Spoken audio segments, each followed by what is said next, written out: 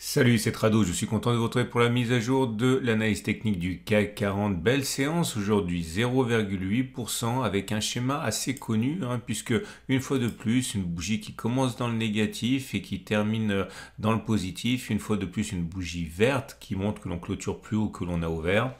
Et ça, c'est intéressant parce que c'est quand même la cinquième bougie d'affilée où la pression intraday comme ça est manifeste. Alors, ça ne veut pas dire que ça va continuer de monter, mais ça veut dire qu'il y a des ramassages. Ok. Après, le niveau actuel n'est absolument pas anodin, puisqu'on l'a dit, on l'a répété, on va le redire encore, c'est un support hebdomadaire ici sur lequel évidemment tous les analystes techniques envisagent qu'un rebond, ne serait-ce que passager, puisse voir le jour. J'avais tracé hier un biseau descendant ici, j'espérais qu'il se matérialiserait, notamment avec quelques oscillations supplémentaires, mais là il vient de casser. Donc je vais l'enlever parce que généralement les biseaux se cassent entre les 2/3 et les 3/4 de la figure. Et là c'est un petit peu précoce, donc ce n'est pas forcément très satisfaisant. On va voir déjà pour l'instant si on peut le requalifier en canal. Ça pourrait nous donner déjà un élément de résistance à venir, éventuellement. Mais encore une fois, la cassure est trop précoce pour qu'on puisse parler d'un biseau descendant. Donc ça n'a pas beaucoup de légitimité de tracer des objectifs. Par contre, des objectifs, il y en a plein. On a ce petit gap à combler, on le sait, je pense qu'il va sauter. On a ce gap à combler aussi, je pense également qu'à terme il va sauter. Alors, évidemment, moi j'aurais préféré, vous le savez si vous êtes des habitués du format, que l'on fasse une dernière attaque comme ça pour remonter de manière un peu plus franche. Bon là, ça s'est pas passé comme je voulais, donc je suis un peu frustré, mais c'est pas pour ça qu'un rebond technique ne peut pas avoir lieu. Je pense d'ailleurs qu'il est en train d'avoir lieu. Également, ah oui, alors ça, faut pas que j'oublie. C'est Marcel qui m'a demandé de faire le point sur les fourchettes d'Andrews. Alors, j'en ai pas parlé depuis un moment de la fourchette d'Andrews, tout simplement parce que c'est toujours la même. Regardez, elle est là. Un plus haut, un plus bas, un plus haut consécutif. Et quand vous voyez, on a eu des sorties de cette fourchette là. Mais lorsque l'on sort d'une fourchette et que l'on réintègre, elle est réactivée. Donc finalement, ça fait depuis un moment qu'on est toujours dans la même fourchette. Donc, de toute manière, ça je l'ai déjà dit beaucoup, à titre personnel, ce qui m'intéresse, ce sont les refus de médiane et les ralliements de médiane. C'est-à-dire que même si vous pouvez avoir vous pouvez être bluffé éventuellement par ce rejet sur le haut de la fourchette d'Andrews, moi ce qui m'intéresse surtout, encore une fois, c'est son caractère prédictif dans les ralliements de médiane. Et une fois que ça a été rallié, j'ai plus beaucoup d'intérêt à la suivre. Donc voilà comment je vois la fourchette actuelle. Je digresse, l'idée surtout c'est comprendre que pour l'instant on est toujours dans la vieille fourchette d'Andrews, donc c'est pour ça que je n'en parle pas davantage. Autre chose également, on a les éléments de chandelier japonais. Alors j'ai dit déjà que le chandelier était encourageant parce qu'il est vert et parce qu'on termine dans le tiers haussier, donc ça veut dire que la pression est du côté des acheteurs.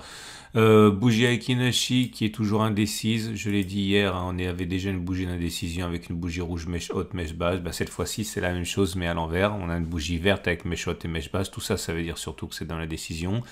À noter également pour avoir un coup d'avance que si vous faites regarder le 3-line break, on est toujours sur un régime de bloc rouge.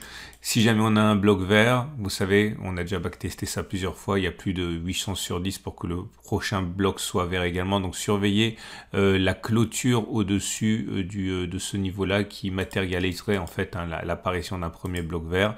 Donc les 6086, si on clôture au-dessus de 6086, on aura un bloc vert, et donc ceux qui voudraient rentrer précocement pourraient envisager de le faire juste avant la clôture. À surveiller également le vortex, c'est pas que je l'ai mis là, il risque de délivrer un signal. Le Copoc a donné son signal hier aussi, on avait testé ça, je vous avais donné un coup d'avance. Ce qui m'intéresse aujourd'hui, c'est au niveau des indicateurs techniques. Autre chose, c'est le Ballet M7M20. Vous savez que je suis un très grand fan du Ballet M7M20.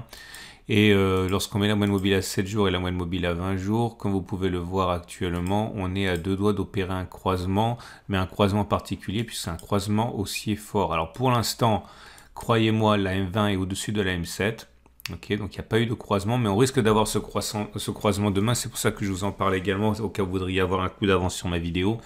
Et on va regarder ce qui se passe lorsqu'il y a un croisement haussier fort. Alors, croisement haussier fort, c'est ça en fait, hein. C'est-à-dire que la M7 risque de croiser la M20 à la hausse, alors que la M7 et la M20 sont toutes les deux en train de monter. Ok, donc ça, vous savez que c'est une de mes configurations préférées.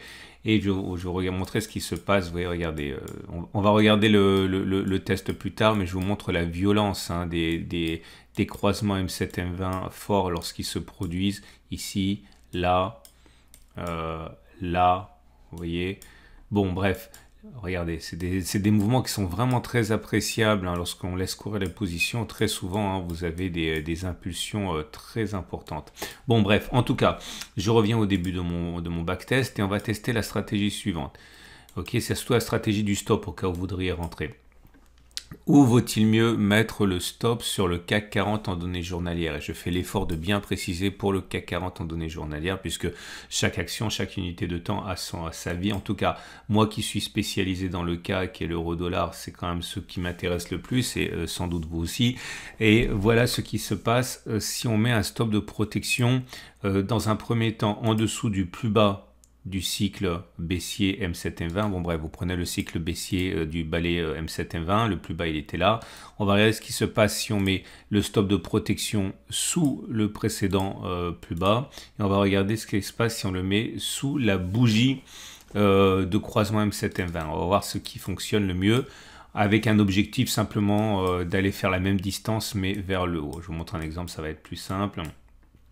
Regardez ça ici, par exemple, c'est pas un croisement fort. Vous voyez que la M7 a croisé la M20, mais la M7 montait pendant que la M20 descendait, hein. Là, pareil.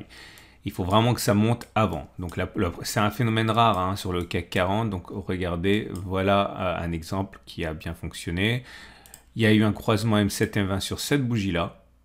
Mais la bougie avant, la M20 était au-dessus de la M7 encore, mais les deux montaient. C'est très important. Il faut que, pour tester correctement ce que j'ai fait là, j'ai regardé que la M7 monte, la M20 monte au moment du croisement et la bougie de croisement. Okay, et là, j'ai mis 2 pouces verts, parce que comme vous pouvez le voir, si j'avais mis mon stop de protection en dessous des précédents plus bas, c'était à 4,42. Est-ce qu'on a fait 4,42 ou pas? Oui, on a fait même beaucoup plus, hein.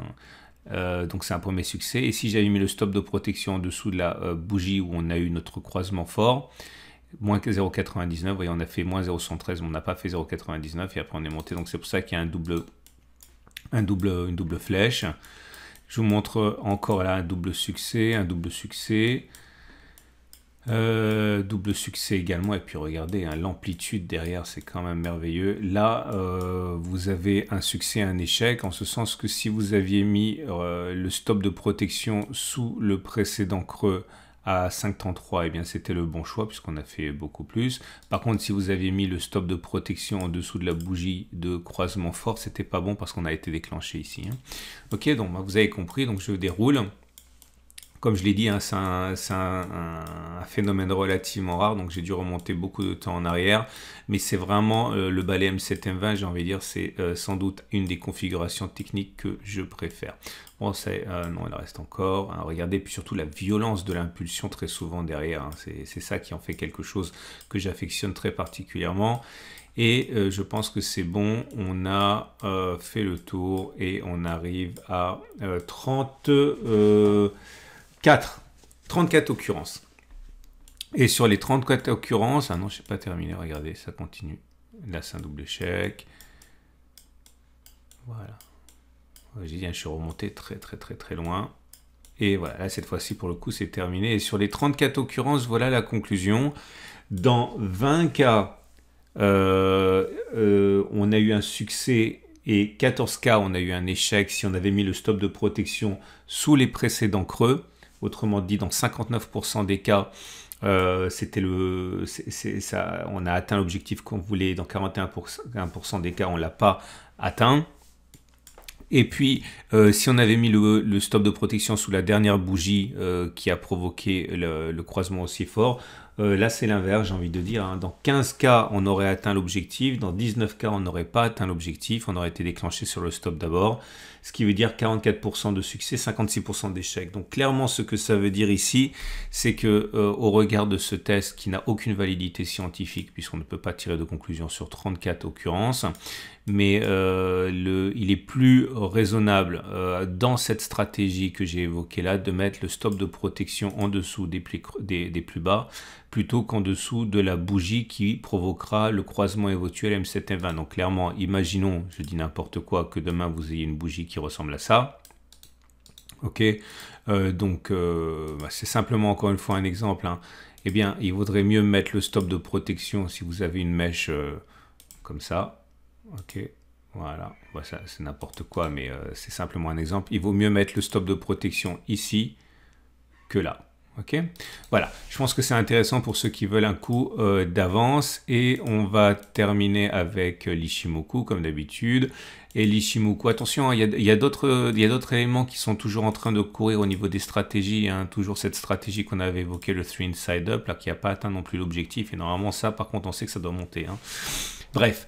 Regardez donc l'Ichimoku, c'est neutre avec avantage favorable au baissier. Je vous le montre. J'enlève toujours la Tenkan et la Kijun lorsqu'elles apportent rien de particulier parce que ça ajoute simplement de la confusion. Et je l'ai dit hier, hein, on est en dessous du nuage qui descend, donc tendance de fond baissière, en dessous de la Kijun qui descend, donc la tendance générale est baissière. Là, on est au-dessus de la Tenkan, mais elle descend, donc la tendance immédiate est neutre, hein. Je considère toujours que les difficultés vont apparaître ici, au contact de la Kijun. En tout cas, c'est ce qui va inciter beaucoup de traders à rentrer à la baisse, hein. Et on termine donc avec les trades du jour, toujours les mêmes, j'ai envie de dire, hein. Si vous avez envie d'acheter, vous pouvez acheter pour toutes les raisons qu'on a évoquées, on a testé, en l'occurrence aujourd'hui avec le croisement M7 M20 que vous aurez peut-être demain. Si vous spéculez à la baisse, je pense que c'est trop tôt, je pense que le potentiel de hausse il est toujours là. Et encore une fois, je regarderai de près la réaction sur la Kijun ici. Ok, donc ça nous laisse encore un potentiel de hausse, hein. On n'y est pas, 1,8%, ça ne les fera sans doute pas immédiatement. Voilà, ça m'amène pour terminer au coup de projecteur du jour, et je vous rappelle que vous allez avoir dans quelques jours le concours concours de trading sur compte démonstration avec les Turbo 24 de IG. Vous savez que les Turbo 24 ont vraiment des avantages que j'ai déjà souvent mentionné. L'avantage, c'est que vous avez la possibilité de vous entraîner. Vous avez encore quelques jours pour le faire et il suffira de recréer un compte démo pour le concours si vous voulez vous y mettre, hein. Lâchez-vous avec un compte démo. Pour participer à ce concours, évidemment c'est gratuit. Vous avez la possibilité de gagner un setup informatique complet, hein, donc vous avez sous les yeux. Et surtout, vous avez l'occasion de découvrir ces produits spéculatifs où on peut rentrer avec des mini-comptes, hein. C'est vraiment très adapté au trading pour les tout petits comptes. Et je vous laisse découvrir ça. Vous avez le lien en dessous de la vidéo. Si vous voulez cliquer dessus, c'est bon pour moi parce que forcément, IG est un sponsor. Voilà, ça en est terminé. Je vous donne rendez-vous tout de suite pour l'analyse technique de l'or, hein, parce que encore une fois, inflation, forcément, l'or devrait forcément interpeller et susciter votre curiosité. Et je vous laisse avec ça. Ah oui, les données horaires, toujours pareil, hein, attention, on arrive sur une difficulté, mais pas tout de suite encore, puisque la première difficulté, elle est là, c'est la résistance des 61,54, 61,05 pour les traders de court terme. Voilà. Excellente journée et à tout de suite pour l'analyse technique de l'or.